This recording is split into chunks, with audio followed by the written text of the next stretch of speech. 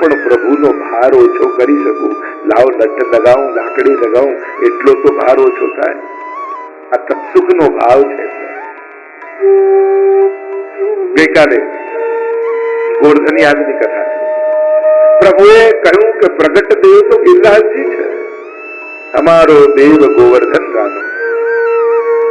એટલે એ જ ગિરિરાજજી ઘરમાં વિરાજતા હોય તો આપણે સેવા કરીએ, પણ એ જ ગિરિરાજજી બ્રજમાં હોય તો ત્યાં પૂજા કરીએ. ગોવર્ધન પૂજા, ગિરિરાજજીનું પૂજન કર્યું, કારણ કે ત્યાં દેવતા રૂપે છે. ગિરિરાજજીના 3 સ્વરૂપ, આદિભૌતિક, આધ્યાત્મિક અને આદિદૈવિક. આદિભૌતિક સ્વરૂપે ગિરિરાજજી પર્વત આકારે છે. ભક્તિમાં આ 2 ભેદ સમજવો નિતાંત આવશ્યક છે, એક આકાર અને બીજો સ્વરૂપ. ઘણા તત્વો એવા છે, આકાર જોવા જશો તો તમને ભૌતિક કોઈ આકાર લાગશે. જેમ યમુનાજી તમને નદી આકારે લાગે. જો આધ્યાત્મિક યાત્રા શું છે? આકારથી સ્વરૂપ સુધીની યાત્રા છે. આરાધના આકારથી થાય અને અનુભવ સ્વરૂપનો થાય. આકાર ભૌતિક જેવા લાગે પણ સ્વરૂપ તો રસાત્મક જ છે. પ્રભુ અને પ્રભુ સંબંધી લીલા પરિકર એ બધા કેવલ ને કેવલ આનંદાંશના બનેલા છે, રસાત્મક છે. એમાં લૌकिकताની लेश मात्र પણ गंध नहीं. इसलिए कभी भी प्रभु और प्रभु संबंधी लीला परिकर को कभी भी लौकिक दृष्टि से मत देखो. उसमें लेश मात्र भी लौकिकता का स्पर्श नहीं है. वो केवल और केवल आनंदांश है, रसोवैश है, रसरूप है, भगवत रूप ही है. भगवान और भगवान संबंधी लीला परिकर બંને ને પ્રભુ જેવા જ માનવા, પ્રભુ રૂપ જ માનવા. એટલે આકાર અને સ્વરૂપ. યમુનાજી નદી આકારે છે પણ એનું સ્વરૂપ શું છે? નમત કૃષ્ણ સૂર્ય પ્રિયા, પ્રભુ की चतुर्थ प्रिया है. गिरिराज जी पर्वत आकारे છે પણ गिरिराजજીનું સ્વરૂપ શું છે? હંતાય બદ્રીબલા હરિદાસ વર્ય, हरिदास वर्य परम भगवदीय.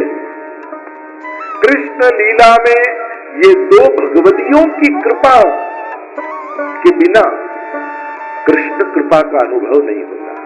देखो, कृष्ण कृपा की एक आनंद और एक अलगता ये है, पृथकता ये है कि यहाँ भगवान की कृपा से पहले भगवदियों की कृपा प्राप्त की जाती है. और कृष्ण लीला में 2 भगवदीय तत्व हैं जिनकी कृपा नितांत आवश्यक है. और वो तत्व है, पहला तत्व है श्री यमुना जी और दूसरा तत्व है श्री गिरिराज बाबा, श्री गिरिराज जी, श्री गोवर्धन. ये दोनों लीला में परम भगवदीय रूप से विराजते हैं. मतलब लीला से बिछड़े हुए जीवों को फिर लीला में प्राप्त कराने के लिए ये दोनों सदा सक्रिय रहते, तत्पर रहते. અને એટલે જ આપણે ત્યાં હેત કરી દેત શ્રી યમને વાસ પૂજ્ય. મુકુંદ રતિવર્ધિની મહાપ્રભુજી કહે ભગવદ પ્રેમનું દાન કરનારા શ્રી યમુનાજી. એટલે એમ થાય કે અમારી અંદર હજી ભાવ નથી જાગતો, હજી જેવી ભક્તિ હોવી જોઈએ એ પ્રગટતી નથી. શ્રી यमुनाजी का आश्रय करो. यमुना जी कृपा करेंगी तो कृष्ण में प्रेम में प्रगति होगी, प्रवृत्त होगा. क्योंकि फल ही यमुनाष्टक में बताव्યું तवाष्टकमिदं मुदा पठति सूरसूते सदा समस्त दुरितक्षयो भवति वै मुकुंदे रति. પ્રભુમાં પરમ પ્રેમની પ્રગતિ કરવા થાય. એ જ રીતે શ્રી ગિરિરાજ બાબા પણ ભગવત પ્રેમનું દાન કરનારા છે. પેલું દ્રવીભૂત સ્વરૂપ છે, આ ઘનીભૂત સ્વરૂપ છે. બંનેની વિશેષ મહત્તા આપણે ત્યાં કહી. એટલે આકારથી નદી આકારે એમ गिरिराज बाबा पर्वत आकारे छे पर पर्वत नहीं. देखो भगवत बुद्धि स्थापित करनी नितांत आवश्यक है. આપણે ત્યાં દરેકના 3 રૂપ બતાવ્યા, આદિ ભૌતિક, આધ્યાત્મિક અને આદિદૈવિક. ગિરિરાજજી પર્વત આકારે દેખાય એ એમનું ભૌતિક સ્વરૂપ કહેવાય. એ સાક્ષાત શૈલોશ્રી કહી પ્રભુ રૂપે પ્રગટ થયા એ આમનું આધ્યાત્મિક સ્વરૂપ કહેવાય. સીધી સાદી ભાષામાં સમજાવું, આંખે જે દેખાય એમનું ભૌતિક સ્વરૂપ, બુદ્ધિ જેનું મહાત્મ્ય સમજે એ આધ્યાત્મિક સ્વરૂપ, અને હૃદય જેના રસનો અનુભવ કરે એ આધિદૈવિક સ્વરૂપ.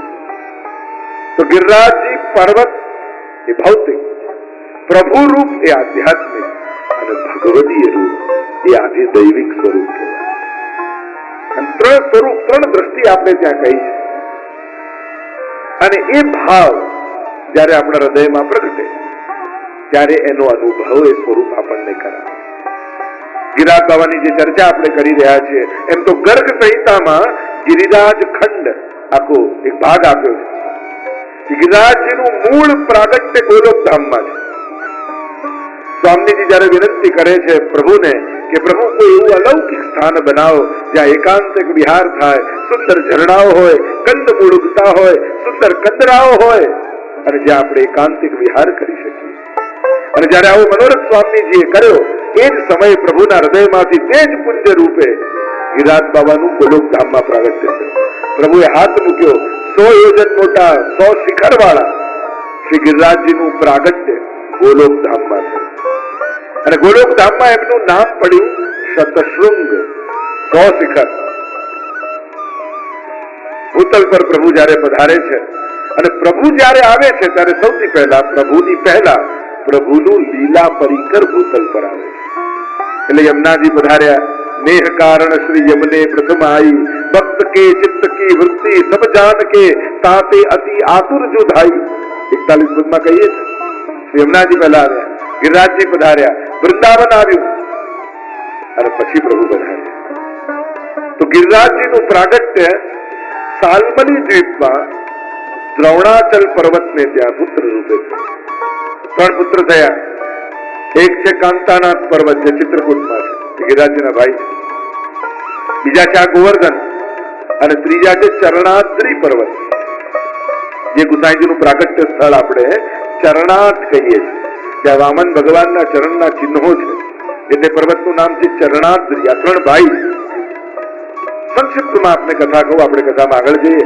પુનચ્છમની પરિક્રમા કરતા કરતા આવ્યા, ગિરિરાજજીને જોયા અને થયું કે અમને કાશી લઈ જાઉં અને ત્યાં ગિરિરાજજીની કંદરાઓમાં બેસી મહાદેવજીનું આરાધન કરું. અને ગિરિરાજજીને વિનંતી કરી, કહ્યું આવું તો ખરા, પણ એકવાર મને જ્યાં મૂકશો ત્યાંથી ઊભો નહીં થયો.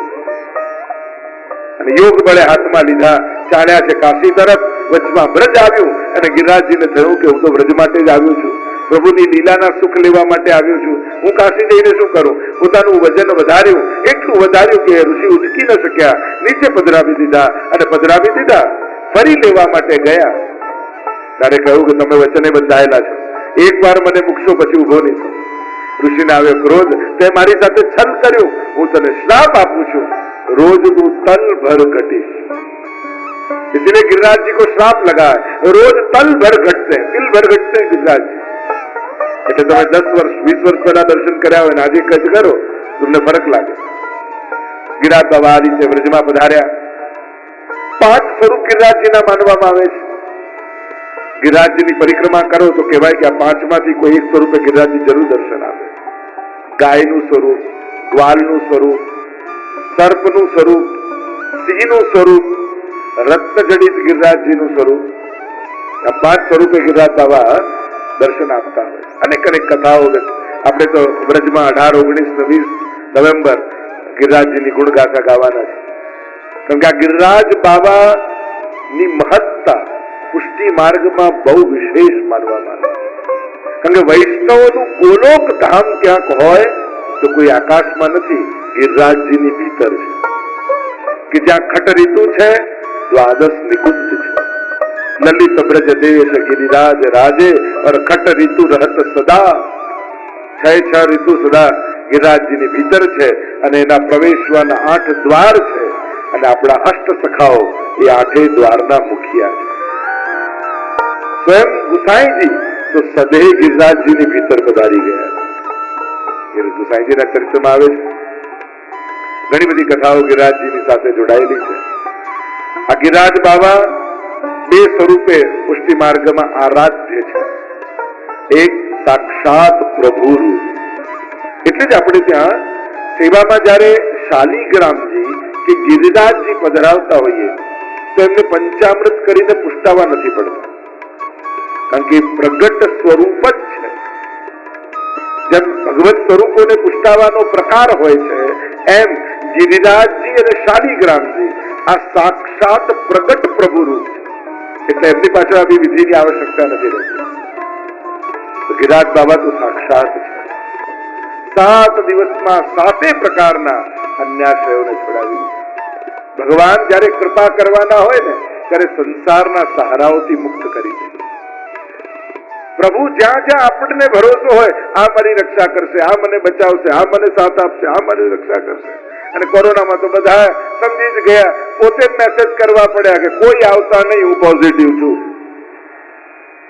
જે એમ કહેતો આપણું તો બહુ મોટું ગ્રુપ હોય, આપણું તો ઘણું મોટું સર્કલ, આપણું તો આમ, એને પોતે જ મેસેજ કરવા પડ્યા, ભાઈ આવતા નહીં. પ્રભુ અસમર્થતાનું ભાન કરાવી, પ્રભુના સામર્થ્યનો અહેસાસ કરાવે.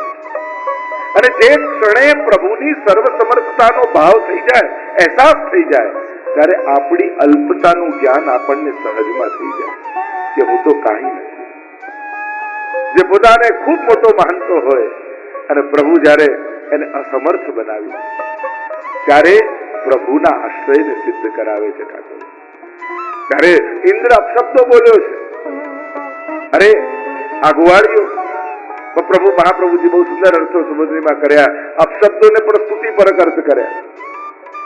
7 દિવસ વર્ષા થઈ, ઠાકોરજીએ વેણુનાદ કરીને દેભાન, અને બ્રજવાસીઓને એમ થયું કે આ ઠાકોરજી 7 દિવસથી જાગે છે, ક્યાંક આંખો બંધ થઈ ગઈ ને ઊંઘ આવી ગઈ તો અમે તો કાયમ માટે સુઈ જઈશું.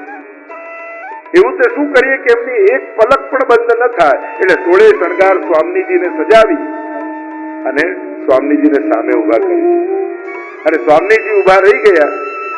એટલે ઠાકોરજી તો અનિમેષ અપલક નેત્રોથી સ્વામીજીના સ્વરૂપામૃતનું પાન કરવા લાગ્યા, અને 7 દિવસ ક્યાં જતા રહ્યા ખબર ન પડી. ઇન્દ્ર હાર્યા છે, દંડવત કરતા કરતા ઠાકોરજીના ચરણો સુધી આવ્યા. પ્રભુએ કહ્યું, તે ભલે પરીક્ષા કરી, પણ તારી પરીક્ષા એ વ્રજભક્તો ઉપર તો કૃપા જ છે. કારણ કે જે ઉપદેશ હું આપું છું, સર્વ ધર્માન પરિત્યજ્ય મામ એકમ શરણમ બ્રજ, અહમ ત્વા સર્વ પાપેભ્યો મોક્ષયિષ્યામિ મા શુચિ. મારા એકની શરણ થાવ. અને જ્યારે કોઈ એકનું શરણ, ભક્તિ માર્ગમાં બહુ જ મહત્વનું સમજવાનું એ છે કે અહીંયા ભક્તિનો વિસ્તાર નહીં વધારવો, અહીંયા ભક્તિનું ઊંડાણ વધારવું.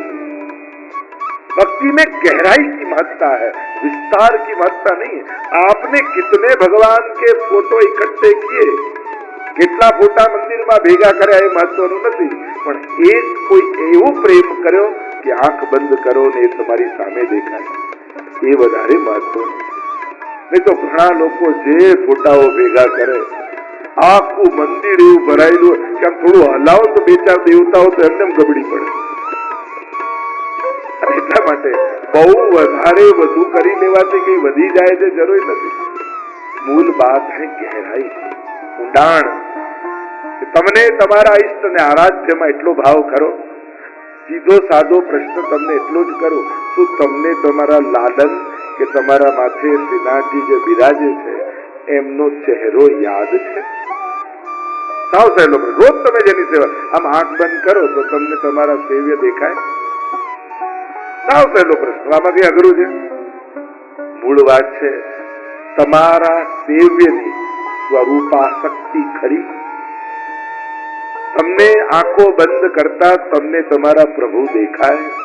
ઘણા તમે યાદે ના, એમ કે ઠાકોરજીને યાદ કરો તો આમ કેટલાય ફોટા સામે આવી જાય. કોને યાદ કરું? આને યાદ કરું, આને યાદ કરું, આને યાદ કરું. અરે બધા છે જ, પણ તમારા માથે જે પધરાવ્યા છે એ તો તમારા આરાધ્ય છે, સેવનીય. કમથી કમ એનું મુખારવિંદ તો તમને યાદ હોવું જોઈએ. કારણ કે સ્વરૂપાશક્તિ નથી તો પુષ્ટિ ભક્તિનો પ્રારંભ જ થતો નથી. એટલા માટે ઠાકોરજી જે જે અન્ય આશ્રયોનો આધાર હતો બ્રજવાસીઓને એ છોડાવી. તો સન્માનનીય અને આદરણીય તો બધા જ છે, વંદનીય તો બધા જ છે, પણ ક્યાંક આપણા ઈષ્ટ માટે અનન્ય શ્રદ્ધા ભક્તિ માર્ગમાં પ્રગટ થવી એ નિતાંત આવશ્યક.